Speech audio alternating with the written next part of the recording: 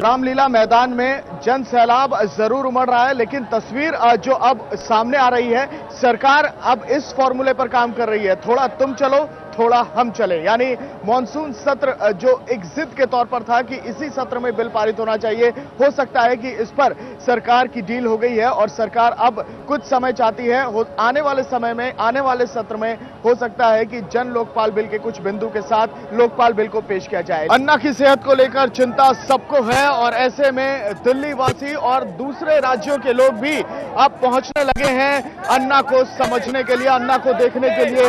लेकिन अब तक अन्ना का ये नहीं समझ पा रहे हैं कि अन्ना उनको मिलेंगे या अन्ना को ये देख भी पाएंगे, और इसको लेकर इनका नारा भी बुलंद होता जा रहा है। ऐसे में ये समझने की कोशिश अब सरकारी तरफ से भी हो रही है कि कैसे इस जन आंदोलन को रोका जाए। यानी वो तमाम शर्तें जो टीम अन्ना ने रखी हैं सरकार के सामने, उनमें से कुछ बिंदुओं पर सहमति जरूर बनी है, लेकिन सरकार चाहती है कि कुछ मुद्दों पर टीम अन्ना को भी लचीला होना पड़ेगा। और ऐसे में जो दबाव बनाया जा रहा है कि इसी सत्र में ये बिल पास कराया जाए, हो सकता है कि एक्सटेंशन मिल जाए, लेकिन संवैधानिक तौर पर लोकपाल बिल में वो तमाम पहलू जुड़ेंगे, वो तमाम बिंदु जुड़ेंगे जिसको लेकर यहाँ लोग मौजूद हैं। और अन्ना हजारे यहाँ मंच पर भले ही दिखाई ना दे रहे हो, लेकिन अन्ना की टोपी पहनकर, हाथों में तिरंगा लेकर, अन्ना के टी शर्ट्स पहनकर यहाँ बहुत सारे अन्ना हजारे हैं जिनको सरकार समझ रही है भली भांति। अन्ना को जिस तरह का सपोर्ट मिल रहा है वो यहाँ देखने लायक है।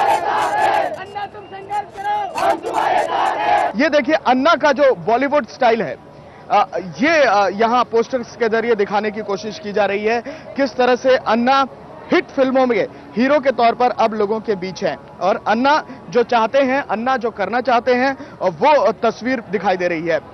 कलमाड़ी को भी यहाँ दिखाया गया है। गजनी मूवी में आमिर खान जिस तरह से चीजों को भूल जाते थे, कलमाड़ी को भी इसी तरीके से पोस्टर में दिखाया जा रहा है। और यहाँ दबंग हो गए हैं, दबंग के तौर पर अन्ना दिखाई दे रहे हैं इस पोस्टर में, और बाकायदा ये बॉलीवुड अवतार है अन्ना का।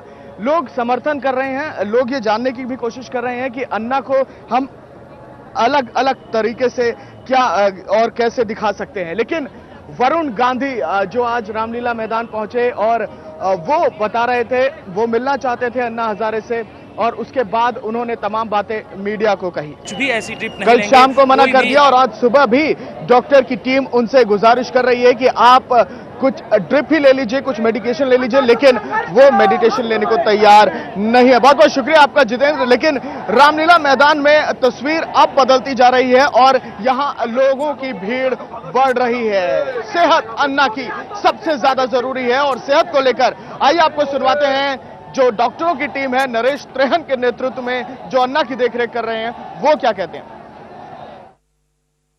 अभी हम सब डॉक्टरों ने अन्ना जी को अभी एग्जामिन किया है। ये मेडिकल बुलेटिन नरेश त्रेहन बता रहे थे जो अन्ना की देखरेख कर रहे हैं, लेकिन सेहत में लगातार गिरावट आ रही है और अन्ना अपनी जिद पर अड़े हुए हैं। सरकार चिंता कर रही है अन्ना की सेहत की, सरकार ये चाहती है कि अन्ना अपना अनशन तोड़ दे। प्रणब मुखर्जी ने बाकायदा अपील की है अन्ना से कि आप अपना अनशन तोड़े, सरकार काम जारी रखे हुए। हम आपको बता दें, सलमान खुर्शीद और प्रणब मुखर्जी के नेतृत्व में कल अरविंद केजरीवाल, किरण बेदी और प्रशांत भूषण की मुलाकात हुई थी, और ऐसे में कुछ ऐसे मुद्दे रखे गए, कुछ ऐसे बिंदु रखे गए जिन पर सरकार की सहमति बन गई। प्रधानमंत्री अब लोकपाल के दायरे में होंगे, एंटी करप्शन का जो विभाग होगा वो अब सीबीआई या सीवीसी के हवाले से जांच नहीं कर पाएगा, वो लोकपाल के दायरे में आएगा।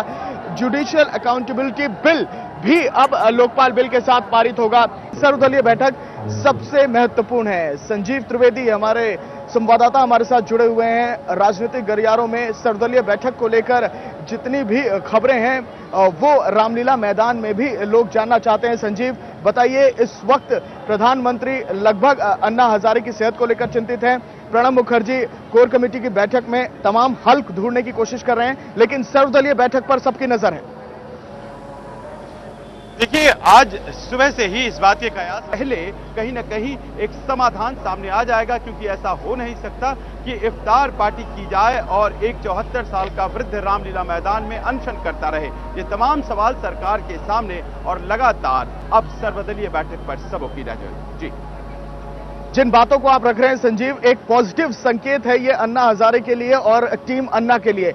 लेकिन सर्वदलीय बैठक में आपको लगता है कि विपक्ष जितनी भी पार्टियां हैं, चाहे बीजेपी हो, चाहे जेडीयू हो, चाहे सीपीएम हो, ये तमाम लोग जन लोकपाल बिल को लेकर कहीं ना कहीं गंभीर हैं। सबके अपने अपने बिंदु हैं जिसको लेकर वो लोकपाल बिल में डालना चाहते हैं। मुझे नहीं लगता कि सर्वदलीय बैठक में जितनी भी पार्टियां सरकार की तरफ से छोड़कर जितनी भी पार्टियां आई हैं वो इतनी इंटरेस्टेड हैं कि इस पूरे मामले को आसानी से निपटा दिया जाए।